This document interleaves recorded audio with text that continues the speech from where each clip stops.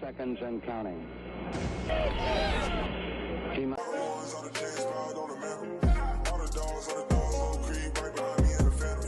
Hey, what's good, guys? Clutching Essam here, back with another video. And for today's video, we're going to be talking about the Houston Texans. And the Houston Texans have recently just made a signing, and they signed back Jacob Martin, who, if you don't remember, he recently played for us for 3 seasons. We got him back in the Jadeveon Clowney trade that many people were kind of mad about, including myself. I think he was doing like a third, Mingo, and then, of course, Jacob Martin. And Jacob Martin, for his 3 years that he was here, he wasn't like super productive, but he quickly became a fan favorite, and he really wasn't all too bad for us. I wouldn't say he was like a good starter for us, but I think he was a great rotational piece for us. He would always make a play when we really needed one. Hence, back to the playoffs against, was it Buffalo Bills game in the playoffs. He had a couple good plays in that game, but we signed him back for a 1-year deal. I'm not sure exactly how much it's worth. I would guess it's not more than anything like probably not more than 3.5, 4 million, maybe somewhere in that range.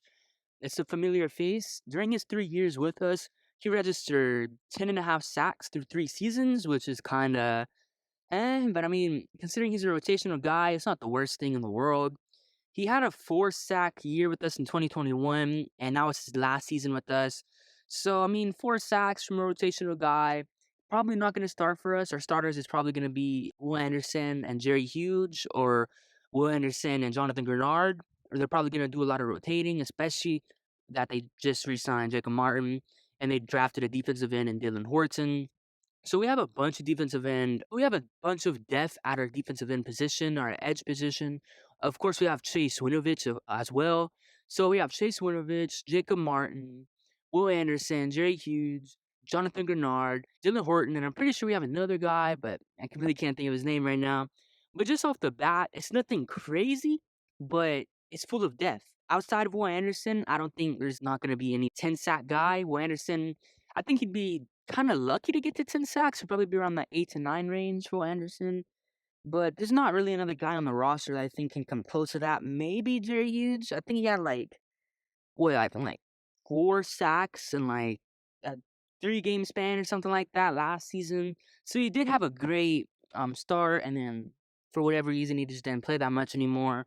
But guys like that, and then with Jacob Martin as a rotational guy, I think this defensive line group in general can be pretty good, especially that pass rush. But in San Francisco, they like to do a lot of rotating. They didn't like to keep the same guys on the field. So your name is Nick Bosa, of course. But they didn't like to keep the same guys on the field too much. I mean, like, they would do a lot of rotating in between drives, in between different plays, in between different scenarios, of course. He had specific guys to play on the edge and goal line. They had specific guys to play on the edge on, like, 1st and 10 or obvious passing downs. And I think Jacob Martin would be that guy to play on obvious passing downs, considering I think he's more of a pass rushing edge than anything. So he'd probably be that guy to come on like 3rd and long, or like just obvious passing situations. Probably have him, Will Anderson, and maybe Jerry Hughes, have all 3 of them on the field at the same time at times on obvious passing situations. San Francisco does like to run a little bit of the 5-2 variation, which is a 5 defensive linemen on the field at the same time. So maybe they can try to find a way to put that in. I'm not sure how it would work, but I'm sure at different scenarios and different times it would be like that. So all in all, Jacob Martin, I mean, I'm not like super excited for the signing, but I'm also not like why do we have to sign him? He was okay with us when he was here, fan favorite, of course. So I mean, I'm all for it. Get another guy that has familiarity with the city and with some of the teammates, with whoever's really left. There's not too many guys left. It is what it is. I wouldn't expect nothing major. He's still 27, so he's not old, but he's not young either. He's right around in his prime, so he should be pretty productive for us. His last season in Denver, he only had 1 total sack, but he did only play on 5 games, so I mean, I guess it's okay.